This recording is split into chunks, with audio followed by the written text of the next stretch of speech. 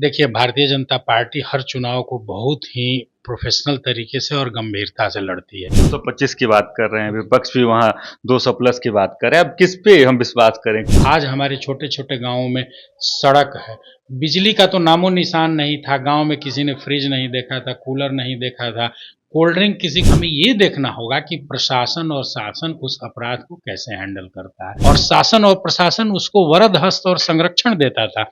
तो उस शासन की इस शासन से कोई तुलना ही नहीं हो सकती। ब्राह्मण समाज से आप आते हैं और अभी-अभी अनुराग कश्यप का एक विवादित बयान आया है ब्राह्मणों को लेकर। प्रेशर बनाने का समय गया। अब पाकिस्तान को उसके इस छद्म युद्ध का जवाब मुंहतोड़ जवाब से देना पड़ेगा। नमस्कार, आप सच टॉक देख रहे हैं, मैं आपके साथ सुधांशु शेखर। तो चुनावी साल है और तरह-तरह की जो बातें हैं चुनावी दौर में सामने निकल के आती है। तो इसी तमाम मुद्दे पर बात करने के लिए हमारे साथ डॉक्टर सत्य प्रकाश तिवारी जी हैं, जो बिहार के प्रदेश के कोषाध्यक्ष और साथ ही ये आई स्पेशलिस्ट भी हैं। तमाम मुद्दों पे बातें होंगी। सबसे पहले आपका स्वागत है। नमस्कार, बहुत-बहुत धन्यवाद। चुनावी साल है, किस प्रकार के देख रहे हैं, किस प्रकार की तैयारियां चल रही होंगी? देखिए, भारतीय जनता पार्टी हर चुनाव को बहुत ही प्रोफ़ेशनल तरीके से और गंभीरता से लड़ती है। चाहे वो एक छोटा नगर निगम का हो, निकाय का चुनाव हो या देश की लोकसभा का हो या किसी राज्य की विधानसभा का हो। एक-एक बूथ स्तर से लेके पन्ना प्रमुख से लेके हमारे जो मंडल हैं, जिला हैं, विधानसभा है या राज्य है, सारी युद्ध स्तर पर तैयारियां चल रही हैं।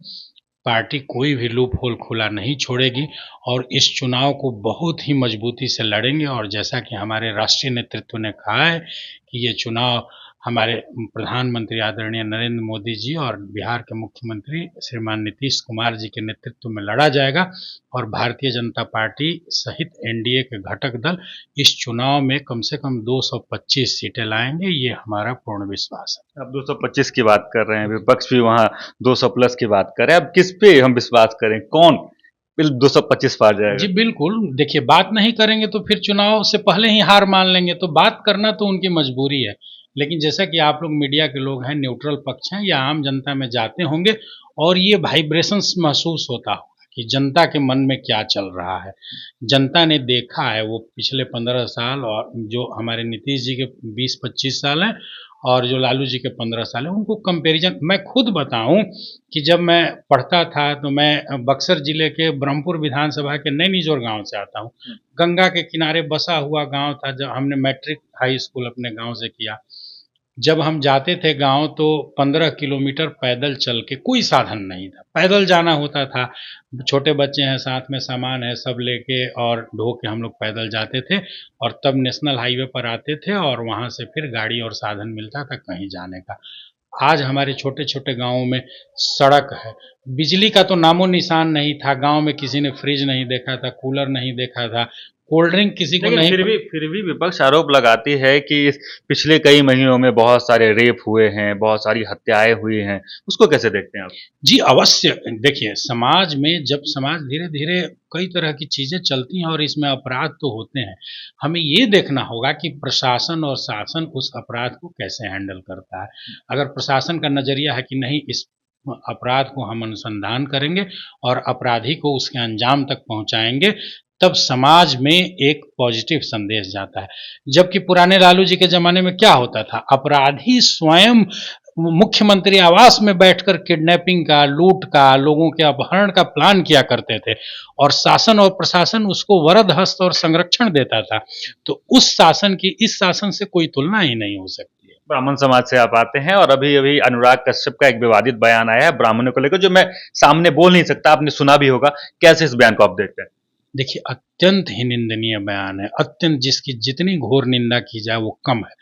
हमारा देश, इसमें एक-एक जाति का, एक-एक समुदाय का, समाज के एक-एक व्यक्ति का उतना ही सम्मान है। हमारे समक्ष कोई भी व्यक्ति एक जो आता है, वो एक हिंदुस्तानी है और उस देश का नागरिक है और इस देश के संसाधनों पर सबका समान हक है और किसी के भी विषय में कुछ भी किसी को गलत बोलने का हक नहीं है। इस देश की दशा और दिशा इस तरह से विद्वेषपूर्ण जातीय टिप्पणियों से नहीं की जा क्या सकती। लगता है कि इस प्रकार के डायरेक्टर प्रोपेगेंडा बेस्ड फिल्म चलाते हैं? जी बिल्कुल, उनका तो उद्देश्य ही है कि उनकी फ़िल्म, उस जैसे व्यक्ति की क्या बात करें, उनकी पुरानी फ़िल्में देखिए तो दिन-रात मार-धाड़, गाली-गलौज, अपराधियों को ग्लोरीफाई करना। इनफैक्ट समाज में वैसे फ़िल्म निर्देशकों, निर्माता निर्देशकों ने भी समाज के पतन में योगदान किया है।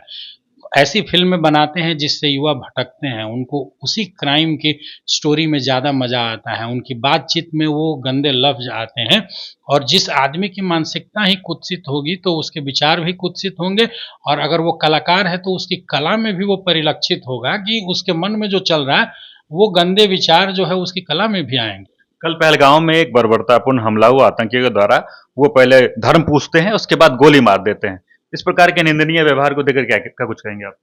इसकी जितनी भर्त्सना की जाए कम है और मेरी संवेदना उस शोक संतप्त परिवारों से है।